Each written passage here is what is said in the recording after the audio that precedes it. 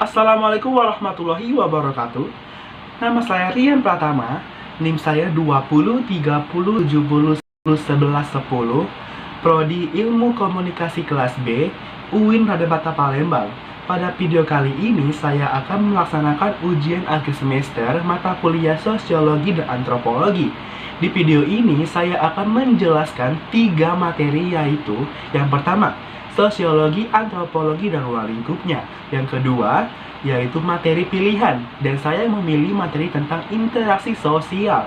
Yang ketiga, saya akan mempresentasikan jurnal saya yang sudah saya buat di ujian tengah semester kemarin, yang berjudul Kepatuhan Masyarakat dalam Menghadapi COVID-19. Baiklah, tanpa membuang-buang waktu, saya akan memulai penjelasan saya. Yang pertama, sosiologi, antropologi, dan ruang lingkupnya. Apa sih arti dari sosiologi? Menurut Emil Durkheim, sosiologi adalah suatu ilmu yang mempelajari fakta-fakta sosial, yakni fakta yang mengandung cara bertindak, berpikir, berperasaan, dan berada di luar individu, di mana fakta-fakta tersebut memiliki kekuatan untuk mengendalikan individu. Sedangkan pengertian antropologi, menurut Conjoroningrat, antropologi adalah ilmu yang mempelajari umat manusia pada umumnya dengan mempelajari aneka warna, bentuk, fisik, serta kebudayaan yang dihasilkan. Nah, apa saja sih ruang lingkup dari sosiologi dan antropologi? Yang pertama, ruang lingkup sosiologi. Sosiologi mengkaji beberapa hal, di antaranya yang pertama, ekonomi beserta kegiatan usahanya secara prinsipil yang berkaitan dengan produksi, distribusi, dan penggunaan sumber-sumber kekayaan alam. Yang kedua, masalah kewenangan, yaitu pihak-pihak yang membuat kebijakan berkaitan dengan apa yang dialami warganya. Yang ketiga, persoalan sejarah, yaitu dengan catatan kronologis, misalnya usaha dan kegiatan manusia beserta prestasinya yang berdokumentasikan. 2. Ruang lingkup antropologi. Antropologi sebagai salah satu cabang ilmu sosial mempunyai bidang kajian sendiri yang dapat dibedakan dengan ilmu sosial lainnya seperti sosiologi, ilmu ekonomi, ilmu politik, kriminologi, dan lain-lainnya.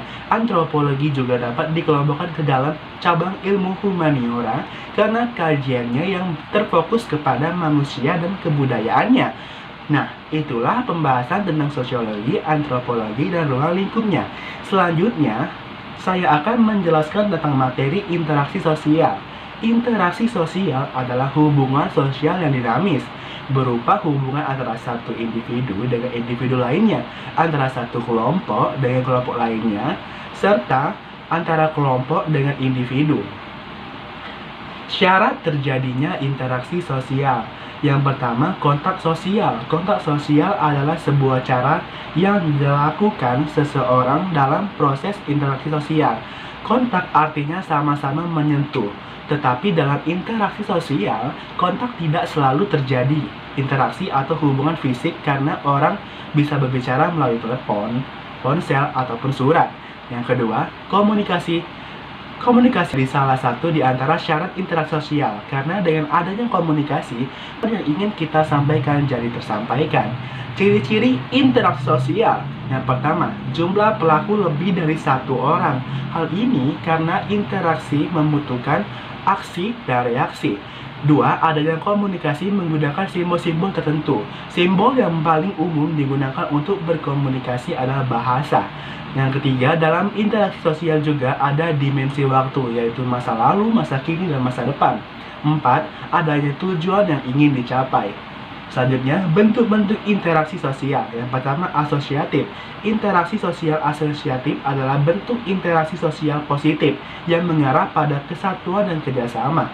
Berikut adalah bentuk-bentuk dari asosiatif, yaitu yang pertama, kerjasama, yang kedua akomodasi, yang ketiga akulturasi, yang keempat asimilasi. Yang kedua, disasosiatif merupakan bentuk interaksi sosial yang negatif yang mengarah pada perselisihan dan pertikaian. Berikut bentuk-bentuk dari disasosiatif, yaitu kompetisi, kontravensi, dan konflik sosial. Nah, materi yang kedua sudah saya jelaskan. Selanjutnya, materi yang ketiga tentang jurnal yang sudah saya buat dengan judul Kepatuhan Masyarakat dalam Menghadapi COVID-19. Sebelum saya menjelaskan pembahasannya, silakan perhatikan pada bagian abstrak dan pendahuluannya. Bisa dilihat pada bagian ini, saya menampilkan abstrak dari jurnal saya. Terdiri dari bahasa Inggris dan bahasa Indonesia. Silakan dibaca dan silakan dipahami. Sedikit cuplikan dari pendahuluan saya. COVID-19 mungkin beberapa bulan terakhir kata tersebut sudah tidak asing di telinga kita. Awalnya hanya dianggap flu biasa dan akhirnya menjadi pandemi. Sudah banyak korban meninggal dunia karena pandemi ini. Banyak pihak yang menyayangkan lambatnya penanggulangan kasus ini. Pemerintah dianggap lambat dalam menangani masalah ini. Mungkin kalau ditangani sejak awal tidak akan banyak korban meninggal dan tidak akan banyak penularan yang terjadi.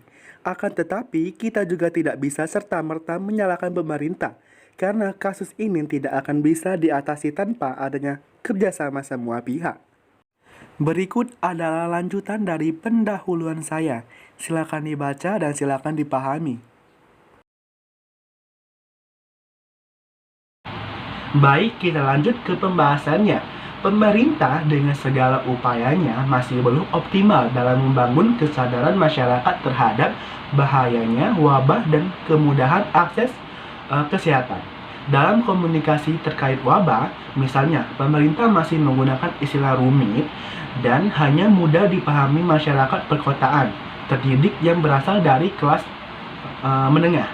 Pejabat pemerintah bahkan bisa mengeluarkan pernyataan berbeda-beda, padahal keadaan darurat membutuhkan komunikasi yang konversif dan konsisten. Belum lagi keengganan pemerintah melakukan pembatasan sosial berskala besar atau PSBB dengan sungguh-sungguh.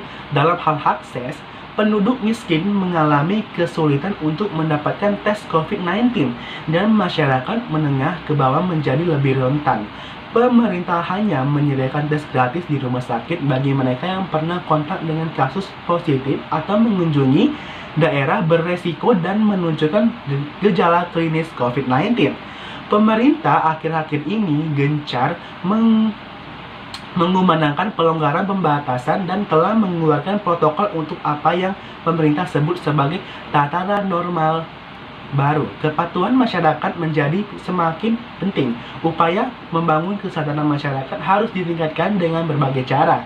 Di antaranya yang pertama dengan melakukan komunikasi yang lebih efektif hingga ke akar rumput melalui berbagai media dan metode yang sesuai dengan keragaman usia, pendidikan dan budaya masyarakat atau kearifan lokal. Yang kedua, kampanye jelas dan terarah sehingga untuk melakukan upaya pencegahan dan penanggulangan penyakit. Alih-alih sebagian patuh dan sebagian melanggar sehingga sia-sia. Semua upaya sia-sia. Kampanye membangun optimisme Indonesia bisa menghadapi COVID-19. Ketiga, mempermudah akses kesehatan dengan informasi yang jelas dan terus-menerus sehingga masyarakat cepat melakukan tindakan pemeriksaan, pengobatan, dan isolasi mandiri ketika terinfeksi. Yang keempat, kebijakan yang konsisten sehingga tidak membingungkan masyarakat. Kesimpulan, virus COVID-19 atau corona adalah virus yang sangat berbahaya dan mematikan. Virus ini tidak memandang usia, balita, remaja, ataupun lansia, bahkan hewan pun bisa terinfeksi oleh virus ini. Kita seharusnya memiliki kesadaran untuk mengikuti arahan pemerintah demi kebaikan diri kita sendiri dengan cara mengikuti protokol kesehatan, yaitu mencuci tangan, memakai masker, dan menjauhi keramaian. Jika kita tidak mengikuti protokol kesehatan, bagaimana kita akan terlepas dari virus ini? Bahkan kita pun akan terinfeksi virus ini. Jumlah terinfeksi di Indonesia pun akan meningkat kembali. Seluruh aktivitas tak terkendali seperti perekonomian, pendidikan di Indonesia ini jadi sangat penting untuk kita patuh terhadap himbauan atau arahan dari pemerintah.